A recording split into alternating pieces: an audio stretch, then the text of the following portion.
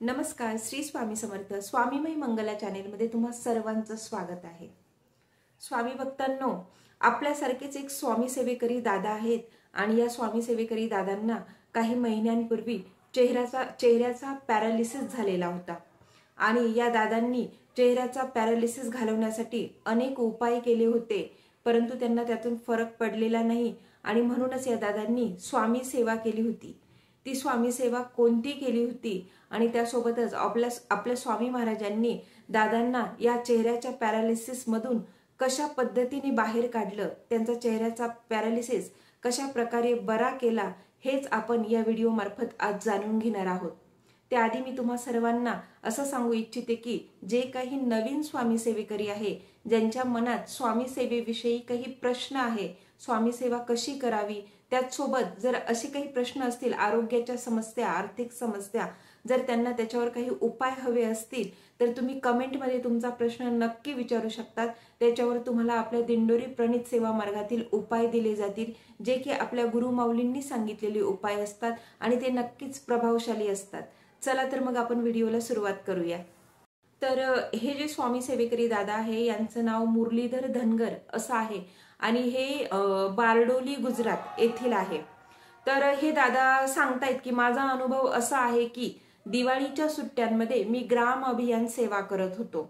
आता ग्राम अभियान सेवा म्हणजे काय, तर ग्राम अभियान सेवा म्हणजे गावोगावी जाऊन आणि गल्लोगल्ली जाऊन किंवा शहरामध्ये सुद्धा सोसायटीमध्ये जाऊन आपल्या स्वामी महाराजांच्या सेवेविषयी लोकांना माहिती सांगायची असते आणि त्या लोकांच्या जर काही समस्या असतील, आर्थिक समस्या किंवा आरोग्याच्या समस्या किंवा इतर दुसऱ्या कुठल्याही मुलांच्या शैक्षणिक समस्या किंवा काही जर समस्या असतील, पितृदोष वगैरे असं, तर याच्यावर काही उपाय, आपले जे दिंडोरी प्रणित उपाय असतात, ते उपाय त्या लोकांना आपण सांगायचे असतात आणि ती सेवा त्या लोकांना करायला लावायची. ही सेवा जर त्या लोकांनी केली तर त्यांना म्हणजे गुरुमाऊलींचे अतिशय प्रभावशाली उपाय असतात आणि हे उपाय जर केले तर त्यांना 100% त्यातून फायदाच होतो. तर ही सेवा फक्त त्या लोकांना माहिती करून द्यायची असते की तुम्ही तुमच्या या समस्येवर असा असा उपाय करा, अशी अशी स्वामी सेवा करा. तर आपले गुरुमाऊली सांगतात की जे स्वामी सेवेकरी ही ग्राम अभियान सेवा करतात तर त्यांना कुठल्याही प्रकारचं पारायण वगैरे करण्याची गरज पडत नाही, कारण की ही खूप मोठी सेवा आहे. जर तुम्ही स्वामी प्रचार करत आहात आणि लोकांच्या समस्या तुम्ही सोडवत आहात, लोकांना चांगला मार्ग जर तुम्ही दाखवत आहात, तर तुम्हाला कुठलंही पारायण करायची गरज पडणार नाही.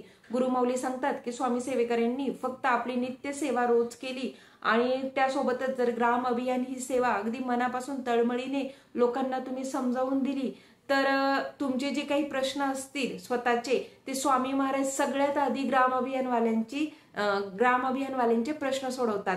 तर अतिशय प्रभावशाली अशी ही सेवा आहे आणि नेमकी हीच सेवा हे जे स्वामी सेवेकरी दादा आहे, जे त्यांचा अनुभव आता सांगत आहे, ते त्या स्वामी सेवेकरी दादांनी ही सेवा सुरू केलेली होती.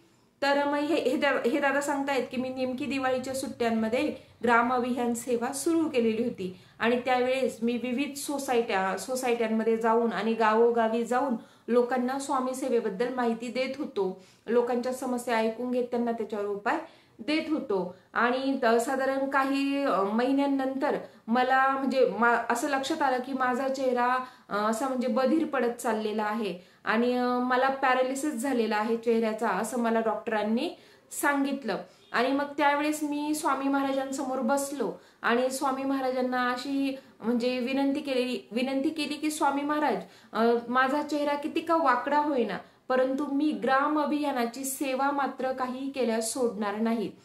तर या दादांनी ग्राम अभियान हे सुरूच ठेवले होते आणि मग कदाचित स्वामी महाराजांना या दादांची काळजी वाटत असेल आणि त्याच पोटी कदाचित हे दादा सांगतायत की त्यानंतर 5-6 दिवस इतका जोरात पाऊस सुरू झाला की मला ग्राम अभियानासाठी बाहेर जाताच आले नाही. कदाचित स्वामी महाराजांनीच या दादांना घरात बसून ठेवलं असेल, स्वामी महाराजांना या दादांचे हाल बघवत नसतील आणि त्यांची इच्छा असेल स्वामी महाराजांची की या दादांनी या अवस्थेत तरी ग्राम अभियान नाही करायला पाहिजे आणि म्हणूनच स्वामी महाराजांनी 5-6 दिवस लागोपाठ इतका पाऊस पाडला की दादा सांगतात मला ग्राम अभियानाला बाहेर जाताच आलं नाही. आणि मग दादा सांगतात की इतका पाऊस पडत होता आणि माझे गोळ्या औषधं पण चालू होते चेहऱ्यावरचे. आणि मग डॉक्टरांकडे मी गेलो एके दिवशी, तर डॉक्टरांनी सांगितलं की तुमची डोक्याची नस ब्लॉक झालेली आहे आणि माझा जो चेहऱ्याचा पॅरालिसिस होता, तो चेहऱ्याचा पॅरालिसिस अजून जास्त प्रमाणात वाढला गेलेला होता. हे दादा सांगतात की ज्यावेळेस मला डॉक्टरांनी सांगितलं की तुमची डोक्याची नस ब्लॉक झालेली आहे, त्यावेळेस मी पूर्णपणे थक्क झालो. मी स्वामी महाराजांसमोर बसलो, अगदी नाराज मनाने बसलेलो होतो आणि स्वामी महाराजांना मी असंच म्हटलो की महाराज, कदाचित माझाच काहीतरी मोठा अपराध असेल आणि म्हणूनच मला त्याची शिक्षा कदाचित मिळत असेल आणि म्हणूनच मला हा असा चेहऱ्याचा पॅरालिसिस माझा दिवसेंदिवस वाढतच चाललेला आहे. परंतु महाराज, तरी पण मी माझी जिद्द सोडणार नाही. मी हे ग्राम अभियान म्हणजे पॅरालिसिस झालेला असताना सुद्धा मी करतच राहील, असं म्हणून या दादांनी पुढील अजून 1-1.5 महिना जे काही ग्राम अभियानाचं काम होतं ते दादांनी सुरूच ठेवलं होतं. दादा असेच गावोगावी जाऊन स्वामी समर्थ महाराजांविषयी सेवा प्रचार करतच होते. आणि काही दिवसांनी दादांच्या स्वप्नामध्ये आपले चंद्रकांत दादा आले. आता चंद्रकांत दादा हे आपल्या गुरुमाऊलींचे सुपुत्र आहे आणि चंद्रकांत दादांना आपण गुरुमाऊलींचे सुपुत्र असल्यामुळे सगळेजण आपल्या देवासमानच मानतात, स्वामी समर्थ महाराजांसमानच मानतात. कारण की बऱ्याच लोकांना असे अनुभव आलेले आहे चंद्रकांत दादांविषयी की आपल्या मनातील प्रश्नाचे उत्तर जी गुरुमाऊली देतात तेच उत्तर चंद्रकांत दादांचं पण असतं. म्हणजे तुम्ही कुठे जा, गुरुमाऊलींकडे जा नाही तर चंद्रकांत दादांकडे जा, तुमच्या प्रश्नाचं एकच उत्तर तुम्हाला दोघांकडून पण मिळेल. त्यामुळे जसं आपण गुरुमाऊलींना स्वामी समर्थ महाराजांचं रूप मानतो, तसंच आपण चंद्रकांत दादांना सुद्धा स्वामी समर्थ महाराजांचं स्वरूप मानतो. तर ह्या दादांनी जेव्हा ग्राम अभियान सेवा सुरूच ठेवली, त्यावेळेस काही महिन्यांनी, साधारण एखाद्या महिन्यानी दादा म्हणतात की माझ्या स्वप्नात चंद्रकांत दादा आले आणि चंद्रकांत दादांना मग मी बोललो स्वप्नामध्ये की दादा, मी असं माझ्या वाकड्या तोंडाने असं किती दिवस असं ग्राम अभियान करू, मला असं योग्य नाही वाटत असं. तर चंद्रकांत दादांनी काय केलं, मला दोन्ही हात माझे स्वप्नामध्ये पुढे करायला लावले आणि माझ्या दोन्ही हातांवर एक रुमाल ठेवला आणि त्या पांढरा रुमाल ठेवला आणि त्या रुमालावर चंद्रकांत दादांनी 3 बोटं ठेवली आणि बोलले की जा अच्छा हो जाएगा, असं बोलले. आणि मग हे दादा जेव्हा सकाळी झोपेतून उठले त्यावेळेस त्यांना ते रात्रीचं स्वप्न आठवलं आणि हे दादा सांगतात की परंतु काय असेल काही माहिती नाही, परंतु मला त्या दिवसापासून अगदी फ्रेश वाटायला लागले. आणि त्याच्यानंतर 2-3 दिवसांनी मी दवाखान्यात गेलो आणि दवाखान्यात मी माझे सगळे रिपोर्ट काढले आणि जेव्हा मी माझे रिपोर्ट काढले आणि डॉक्टरांना दाखवले तेव्हा डॉक्टर बोलले की तुमचे सगळे रिपोर्ट नॉर्मल आहे.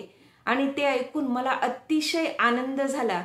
आणि यापुढे अजून काय घडलं ते तुम्हाला सांगतो मी की त्या साधारण 3 ते 4 आठवड्यात माझा जो चेहऱ्याचा पॅरालिसिस होता तो पूर्णपणे बरा झालेला होता आणि माझा चेहरा अगदी पूर्वीसारखा जसा होता तसा चेहरा मला माझ्या चंद्रकांत दादांनी मिळवून दिलेला होता. आणि त्यावेळेस माझ्या असं लक्षात आलं की चंद्रकांत दादा दुसरे तिसरे कुणी नसून साक्षात श्री स्वामी समर्थ महाराजांचंच रूप आहे हे तेव्हा माझ्या लक्षात आलं. आणि मी केलेल्या ग्राम अभियान सेवेचं माझ्या चंद्रकांत दादांनी आणि म्हणजेच माझ्या स्वामी समर्थ महाराजांनी मला पूर्णपणे फळ मला माझ्या ग्रामसेवेचं मिळालेलं होतं, असा अनुभव या दादांनी सांगितला आहे.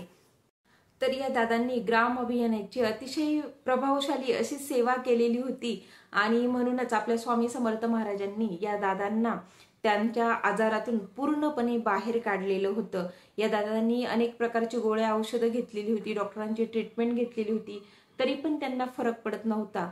परंतु त्यांना त्यासोबतच देवाची साथ मिळाली आणि हे दादा त्यांच्या आजारातून अशा प्रकारे पूर्णपणे बरे झालेले होते.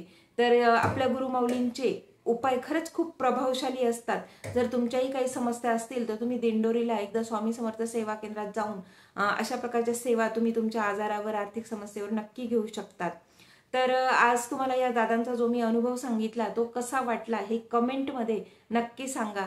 त्यासोबतच तुम्हाला जर आजचा व्हिडिओ आवडला असेल तर व्हिडिओला लाईक करा आणि चॅनेलला सबस्क्राईब करून बेल आयकॉनला क्लिक करा, म्हणजे माझे यापुढीलही व्हिडिओ तुमच्यापर्यंत येऊन पोहोचतील. श्री स्वामी समर्थ.